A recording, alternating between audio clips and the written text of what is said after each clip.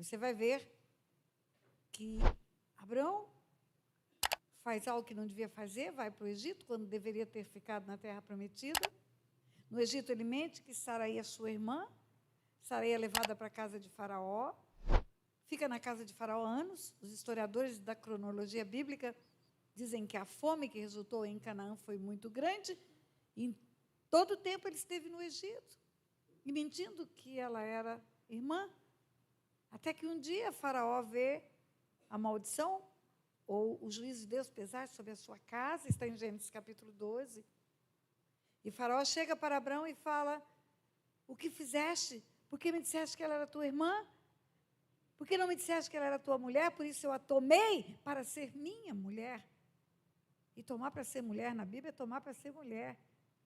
Devolveu Sarai para Abraão. Abraão foi embora muito rico. Tudo bem com Abraão.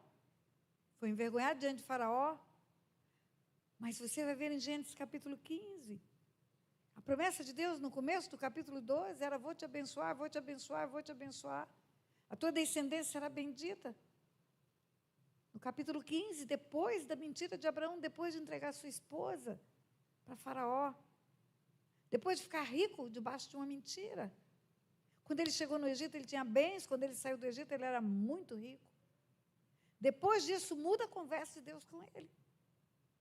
Deus fala em Gênesis capítulo 15, depois que ele faz uma oferta, fala para ele: olha, a tua descendência vai ter que ficar presa no Egito 430 anos. Eles têm que se sujeitar. Eles vão sair, vão ficar ricos, mas têm que ficar sujeito. Por que tem? Porque Deus é assim. As leis dele, antes de Monte Sinai, não existiam publicadas, mas elas já eram as suas leis. Já eram a base do seu trono. A integridade, a justiça dele sempre existiu. Deus não tinha ainda dito que visitaria a iniquidade dos pais nos filhos até a terceira e quarta geração. Mas quando vai aplicar a penalidade sobre Noé, amaldiçoou uma terra inteira, que é a terra de Canaã. E quando vai aplicar a penalidade sobre o homem chamado Abraão, 430 anos de cativeiro, os seus descendentes. Mesmo não tendo publicado, ele aplicava a lei. Toda vez que transgredimos, toda vez que fazemos contrário àquilo que Deus estabelece, nós abrimos uma brecha no mundo espiritual. E aquele que vem para matar, roubar e destruir, encontra espaço para agir. Encontra legalidade, chama brecha ou o que você quiser. Mas volta para a história de Ana. Eucana tinha 2 mulheres. E o primeiro problema de Ana era esse. Ana tinha uma família completamente disfuncional. Era estéril. O primeiro problema era estéril. O segundo problema, a rival, que era fértil, morava dentro de casa. E tinha muitos filhos. E a Bíblia fala que todas as vezes que eles iam a Siló para adorar, para a tenda da congregação, Ana chorava, e chorava, e chorava, e não comia. Imagine você, uma vez por ano era o dia da ida a Siló. Uma vez por ano iam adorar o Senhor. Imagine se você só pudesse vir para o templo uma vez por ano. Quão importante seria esse dia? Imagine se você pudesse ir adorar o Senhor, porque ainda não havia sido o véu rasgado, o novo vivo caminho não havia sido aberto. Havia um lugar para adorar, não era em qualquer lugar. Imagine se você só pudesse adorar uma vez por ano, quão importante seria essa data. Então, nessa data extremamente importante, em que certamente até roupas novas eram feitas, Ana chorava e não comia. Depois dos cânticos, depois dos sacrifícios, tinham os banquetes. E Ana chorava e não comia, está escrito. Está escrito que Eucana, seu marido, dava porções duplas da comida para Ana. Mais do que para outra, porque ele amava, está escrito, eu li para você. Porque ele amava a Ana, ele dava porções duplas a ela, então ele não amava a Penina. Porque senão não estaria escrito porque ele amava a Ana. Mas Ana chorava e não comia. E ele dizia para ela: por que choras? Porque estás tão triste? Eu não te sou melhor do que 10 filhos? O que me autoriza a crer é que Penina tinha 10 filhos. O que me autoriza a crer, apesar de não estar escrito, mas diz que ela tinha filhos e filhas, me autoriza a crer que havia uma prole de 10. E quanto tempo você acha que demora para uma mulher ter 10 filhos?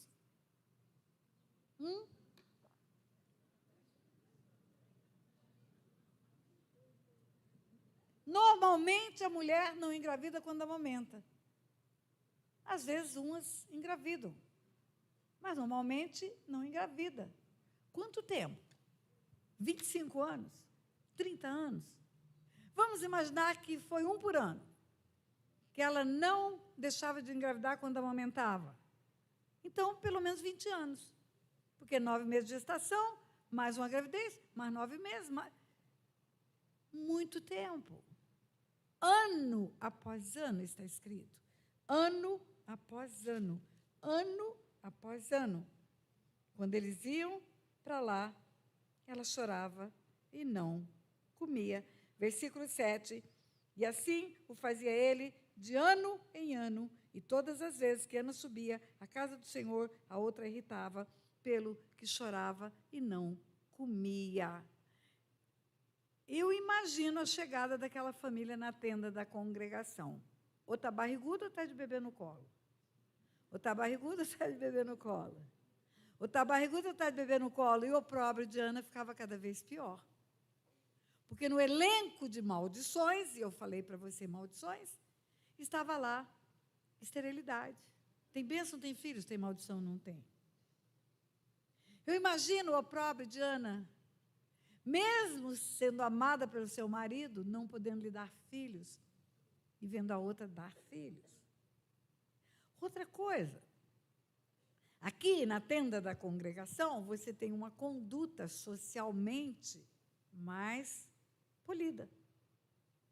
Você não senta de qualquer maneira, não dá gargalhadas, não fala alto. Olha como vocês estão bonitinhas, educadinhas, quietinhas.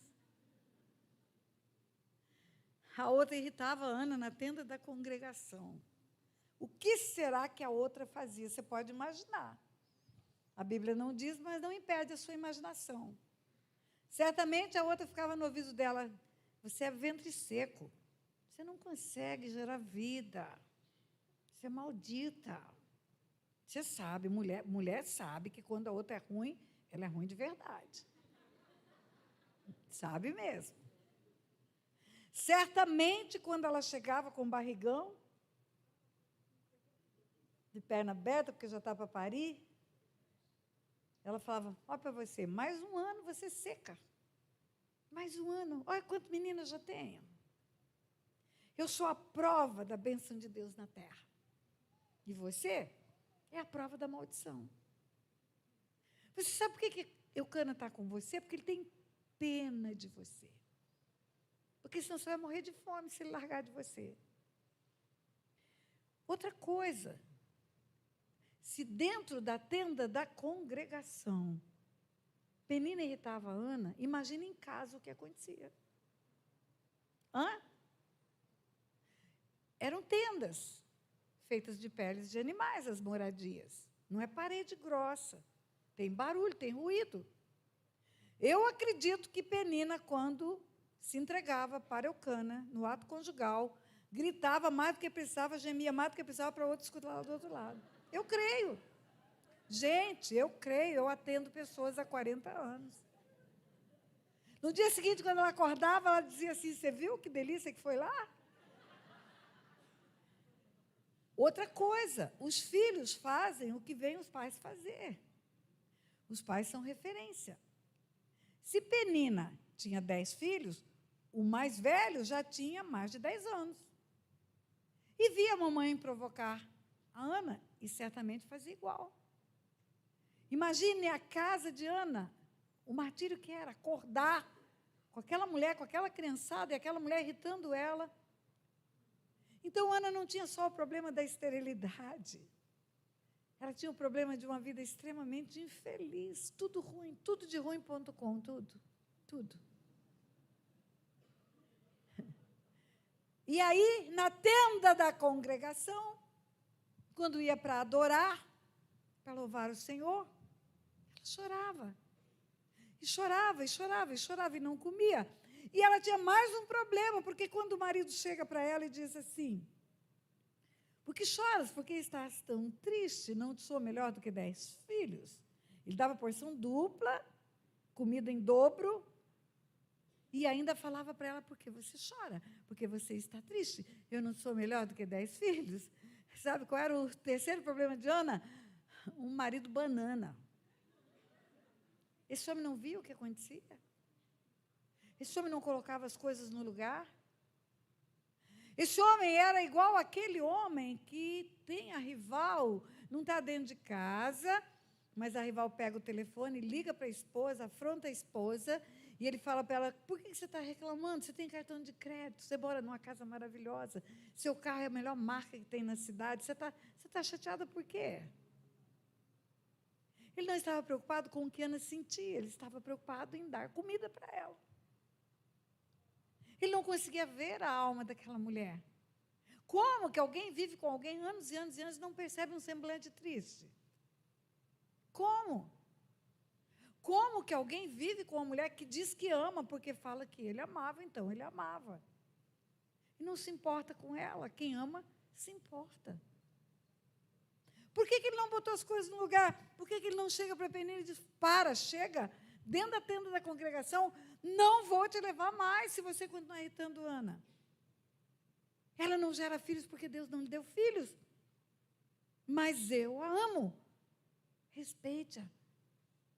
Porque choras, porque estás tão triste, não sou melhor do que 10 filhos. Eu não sou bonzão, não basta que você me tenha de vez em quando.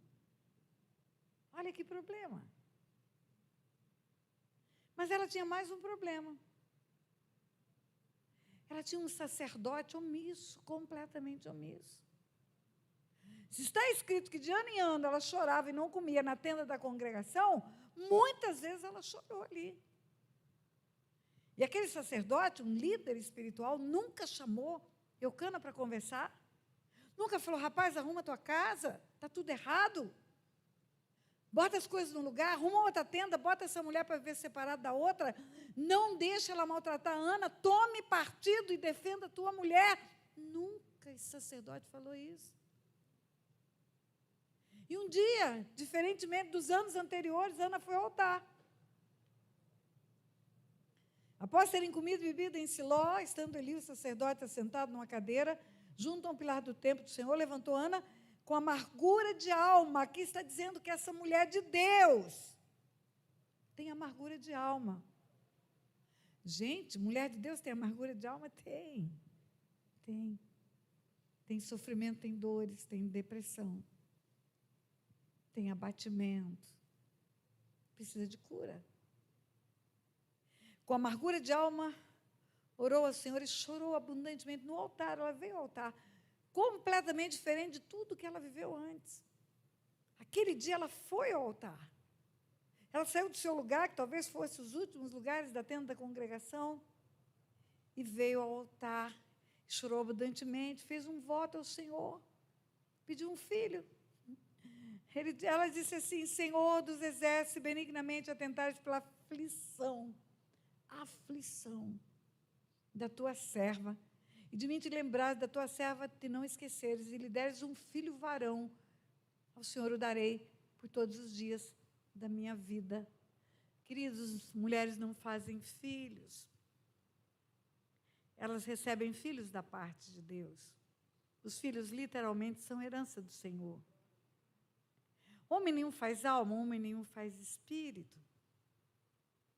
A única contribuição humana é para o corpo. É um gameta masculino chamado espermatozoide, um gameta feminino chamado óvulo, que se juntam, formam o ovo zigoto, que se multiplica, vira embrião, vira feto e dá o pacote, que é o corpo que vai voltar para o pó. Mas nem isso o homem sabe fazer. Davi, no Salmo 139, diz: o Senhor estava tecendo os meus ossos no ventre da minha mãe. E já sabia todos os dias da minha vida, o Senhor estava tecendo os meus ossos, é Deus quem faz. Homem não sabe fazer orelha, não sabe fazer unha, não sabe fazer boca. sabe fazer sexo, só isso. E Deus usa as células, que são os gametas, que são encontrados a partir do ato sexual, para gerar vida. Não tem um ser humano vindo para a Terra que não tenha passado por um portal chamado barriga de mulher. Barriga de mulher é o lugar onde Deus envia os espíritos para a Terra. A mulher pode oferecer o ventre para o Senhor. A mulher estéril pode chegar dentro de Deus e dizer: Senhor, eu te ofereço o meu ventre. Pode mandar um espírito e uma alma para dentro dele. O homem é um espírito, tem uma alma e fica dentro de um corpo. Espírito e alma são eternos. O corpo temporal vai voltar para o pó. Mas para um espírito pisar na terra, ele tem que ter um corpo. Existem princípios espirituais, leis espirituais. O mundo espiritual é legal, eu digo muito isso. E uma das leis é que os céus são os céus do Senhor, mas a terra deu a ele aos filhos dos homens. Terra é mundo natural. Os céus são os céus do Senhor, mas a terra deu a ele aos filhos dos homens. Algumas pessoas dizem: há uma contradição, porque está escrito no Salmo 24 que a terra, a sua plenitude, e todos os que nela habitam são do Senhor. Como que é do homem? Os céus são os céus do Senhor, mas a terra deu aos filhos dos homens. Eu falo que Deus me fez juíza para entender o mundo espiritual. O mundo espiritual é legal. Não é legal de joia, é legal de leis. E existe uma diferença entre o princípio jurídico da propriedade, o instituto jurídico da propriedade e o instituto jurídico do domínio. O proprietário é o dono, tem escritura de imóveis, registro. Pode destruir, pode fazer novo prédio. Mas o domínio, ele pode entregar para outra pessoa. Eu posso ter um imóvel, e tenho lá em São Paulo, que tem uma proprietária chamada Sueli, e eu alugo para fazer eventos, e aquele domínio é meu, porque eu estou pagando um aluguel corretamente, através de um contrato de locação. Eu tenho domínio, a propriedade é dela, o domínio é meu, a propriedade é dela. O domínio é gestão, é administração. Ela não pode entrar no meio do meu evento e mandar parar. Não pode. Porque eu tenho domínio, e é isso que está escrito na Bíblia. Gênesis 1, 26, também disse Deus: façamos o homem à nossa imagem, conforme a nossa semelhança, e tem ele domínio sobre tudo. Animais que voam, que nadam, que rastejam, domínio sobre toda a terra. O domínio da terra dos homens. É ele que abre portas para o mundo espiritual entrar. É ele que manda sair e fecha a porta. Por isso que está escrito lá no princípio, Deus falando para Caim: o pecado jaz à porta, a ti te cumpre dominá-lo. A porta é aberta pelo lado de dentro, do mundo natural para o mundo espiritual. Por isso que está escrito em Apocalipse: eis que estou à porta e bato, e agora é Jesus. Se você abrir, eu entrarei na sua casa. Luz e trevas entra por escolhas nossas, porque o domínio da terra é nosso. Por isso que Jesus nos ensinou a orar: Pai nosso que estás nos céus, santificado seja o vosso nome, venha o teu reino, seja feita a tua vontade, assim na terra como no céu. Quem sou eu, vermezinho de Jacó, para dizer para Deus que ele pode fazer a vontade dele na terra? Se ele é o Deus que tem a terra, sua plenitude, todos os que nela habitam, e eu vou dizer para ele o que ele pode fazer? Ele não descumpre leis. E ele estabeleceu uma lei espiritual, que a terra é dos filhos dos homens. Por isso que o homem escolhe quem ele quer, para governo e para domínio na terra, na vida dele, na casa dele. Mas, enfim, essa mulher vai ao altar. Um dia, diferente dos outros dias, essa mulher vai ao altar. E ela chora. Ela vai na presença de Deus. E ela chora. E quando ela chora, o sacerdote a tem por embriagada. Presta atenção o quanto esse homem era desconectado dessa ovelha dele. A pergunta dele: até quando você vai ficar embriagada? Aparta de ti esse vinho. Resposta dela: não, Senhor meu. Eu sou mulher atribulada de espírito. O que o senhor tem por embriaguez é uma tristeza profunda que eu tenho, por isso que eu estou chorando. Eu sou mulher atribulada de espírito, não bebo vinho nem bebida forte. Eu venho derramando a minha alma perante o Senhor, pelo excesso da minha ansiedade e da minha aflição, é que tenho chorado até agora. Mulher de Deus. Alma atribulada, espírito angustiado, excesso de aflição e de ansiedade. Tudo isso na tenda da congregação. Às vezes olhamos para uma pessoa que vem bonitinha, arrumadinha, enfeitadinha, cabelinho de chapinho ou de cachinho, sei lá o quê. E nós olhamos e falamos, a paz do Senhor, minha irmã. E ela responde, a paz do Senhor, minha irmã. Não sabemos o que se passa na vida daquela pessoa. Enquanto ela não falar, não colocar para fora, nós não vamos saber o que acontece. Talvez quando a vemos chorando na hora da adoração, falamos, gente, ela está recebendo uma porção do Espírito Santo de Deus. Está chorando de quebrantada. Talvez ela está chorando de quebrada e não de quebrantada. Arrebentada. O sacerdote não olhava para ela, não cuidava dela. É impossível, queridos, termos uma igreja que não cuida de pessoas. Uma igreja que não cuida de pessoas não quebra algemas, não abre cativeiros. Você viu o cativeiro aberto aqui no teatro?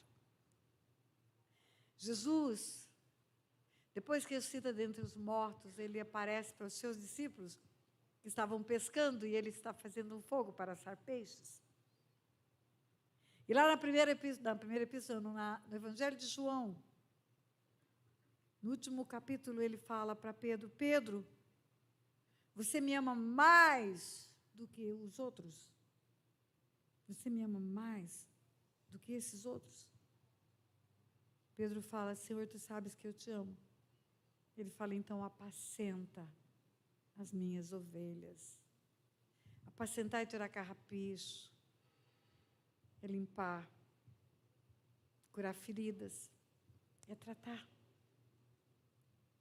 O ministério de Eucana não fazia nada disso. Aquela mulher chorava e não comia, e era visível a causa do sofrimento dela. Às vezes é invisível para nós a causa do sofrimento de uma pessoa. Mas se dermos oportunidade a ela para falar, ela vai contar. Ela vai abrir o coração. Talvez a única coisa que ela esteja precisando é de alguém que a escute. E ore com ela. Estenda a mão. Quando ela disse para ele que a razão do sofrimento dela era a esterilidade, ela disse para o Senhor que ela queria um filho, que ela daria para o Senhor o filho. Eu falei para você antes de sentar que o único portal legal que existe na Terra para um espírito vir para a Terra, o ventre de uma mulher. E ela queria um filho, e ela estava oferecendo o ventre dela para o Senhor. Era um opróbrio ela não ter filhos. É um opróbrio que ela queria resolver. E ela disse, eu dou para o Senhor. Mas ela disse, se o Senhor me der, se o Senhor me der, se o Senhor me der, eu vou dar para o Senhor. O dia que ela devolveu, o último versículo que eu li para você, 2 últimos versículos, que ela volta para o sacerdote, ela diz, por esse menino orava eu, e o Senhor me concedeu a petição que eu lhe fizera, pelo que também o trago como que devolvido ao Senhor. Você não dá filhos para o Senhor, você devolve filhos para o Senhor. Você teve oportunidade ainda há pouco de fazer entrega de dízimos e ofertas no altar? Sabe o que fazemos quando ofertamos no altar?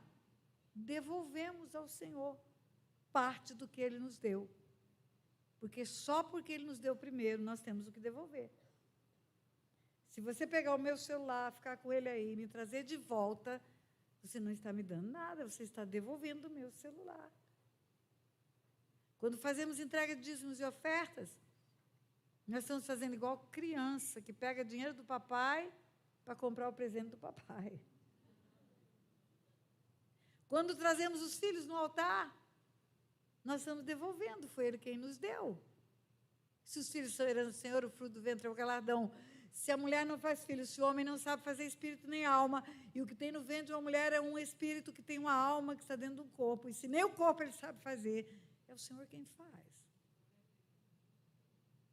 Quando entregamos os filhos no altar, devolvemos. Quando entregamos nossas vidas, vem entregar a sua vida para Jesus, vem entregar a sua vida para Jesus. Nós estamos devolvendo, porque a vida é um dom de Deus. É Deus quem dá. Na verdade, nós estamos devolvendo aquilo que é dele e que temporariamente saiu das mãos dele. A única oferta real, nossa para Deus, que tem origem em nós e que não veio dele, é a adoração. Sabia? Ele não nos adorou primeiro, ele nos amou primeiro. E é por isso que ele procura adoradores, porque essa é uma oferta real nossa para ele. Todo o resto ele nos deu primeiro. Todo o resto ele nos deu primeiro.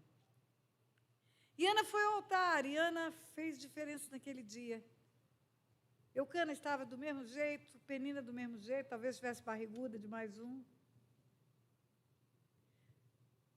Ana já não via mais expectativa de mudança com o mundo natural. Ela foi buscar o mundo espiritual. Ela foi buscar em Deus a resposta. Talvez cansou de conversar com o marido. Talvez cansou de falar para a Penina, não faz isso comigo. Não sou eu quem faço filhos, é Deus, e Deus não me deu.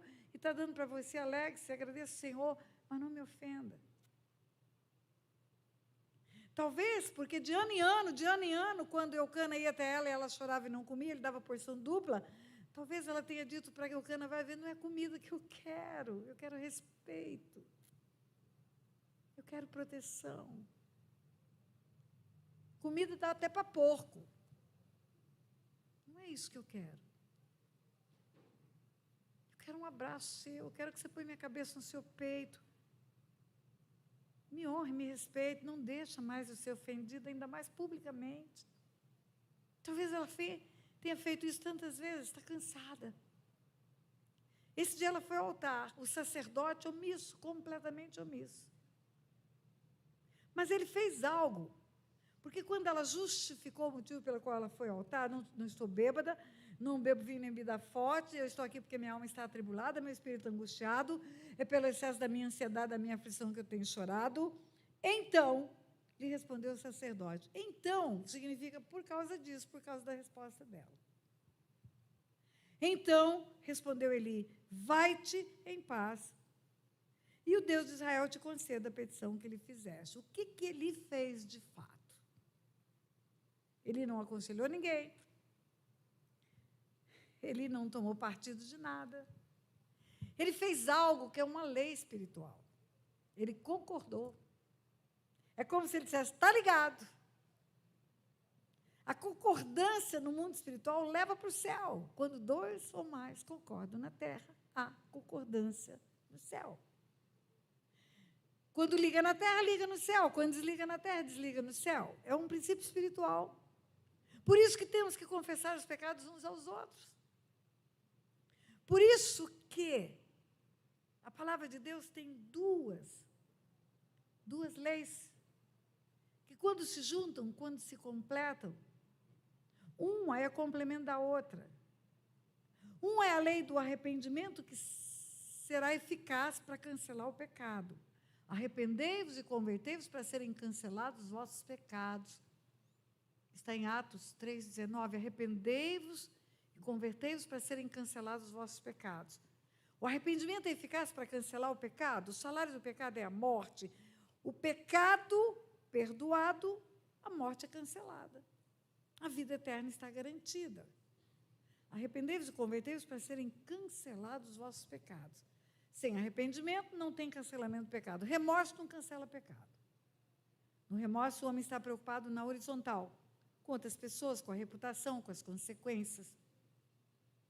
No arrependimento, ele está preocupado com o coração de Deus. Pequei contra o Senhor. Essa é a primeira parte dessa lei, que tem um complemento. O complemento é: o que cobre as transgressões jamais prospera, mas o que as confessa e deixa alcança misericórdia. O que encobre jamais prospera.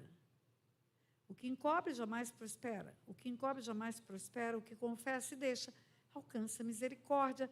Pecado escondido, pecado oculto, pecado não confessado impede a vida abundante.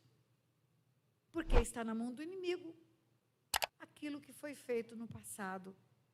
E é por isso que o texto de Tiago, que eu lhe falei, diz: confessai os vossos pecados uns aos outros. E orai uns pelos outros para seres curados. E curados não apenas de enfermidades, mas seres livres das ações demoníacas.